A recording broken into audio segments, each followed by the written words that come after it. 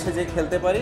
Mirpur test হবে আমার জন্য লাস্ট। 5ই আগস্ট ছাত্র আন্দোলনের মুখে যখন শেখ হাসিনা ভারতে পালিয়ে যান, এরপর থেকেই শুরু হয় একের পর এক অভিযোগ।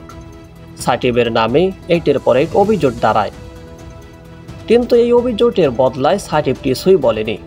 পাল্টা জবাবে সাকিবের মুখ থেকে আজ পর্যন্ত কিছু শোনা যায়নি।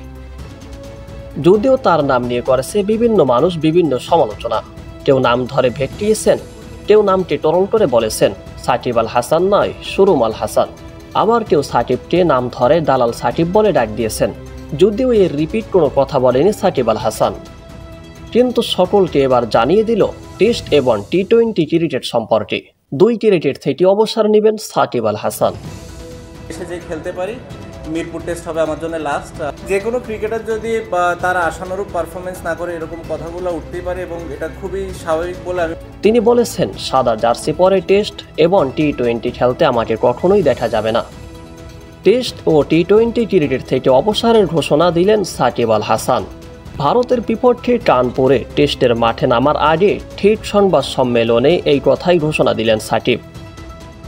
আগামী 21শে অক্টোবর শুরু হতে যাওয়া দক্ষিণ আফ্রিকার বিপক্ষে ঘরের মাঠের টেস্ট সিরিজই হবে একেবারে তাহার জীবনের শেষতম খেলা। এরপরে সাদা জার্সি তুলে ফেলা হবে। এখন পর্যন্ত আমি তো অ্যাভেলেবল, যেহেতু দেশের অনেক পরিস্থিতি আছে, স্বাভাবিকভাবেই সব কিছু হয়তো আমার উপরে না। স্বাভাবিকভাবে ওই জিনিসগুলো আমি বিসিবির সাথে ডিসকাস করেছি, যে তাদেরকে বলা হয়েছে স্বাভাবিকভাবেই যে আমার কি প্ল্যান, স্পেশালি টেস্ট ক্রিকেট নিয়ে। এই টেস্ট এবং হোম সিরিজ আমি মানে যেটা ফিল করেছিলাম যে আমার লাস্ট সিরিজ হবে টেস্ট ক্রিকেটে স্পেশালি, সো ওইটা নিয়ে আমার চিন্তা ছিল। এবং এভাবেই ফারুক ভাইয়ের সাথে এবং বোর্ডের সিলেক্টরদের সাথেও কথা বলা হয়েছে যে যদি সুযোগ থাকে আমি যদি দেশে যেয়ে খেলতে পারি, মিরপুর টেস্ট হবে আমার জন্য লাস্ট। এরপর থেকে হয়তো তাকে দেখা যাবে না টি-20 বিশ্বকাপেও। ক্যারিয়ারের শেষ টি-20 খেলে ফেলেছেন সেই টি-20 বিশ্বকাপেই। এরপরে আর টি-20 বিশ্বকাপ হয়তো তাহার কপালে আর জুটবে না।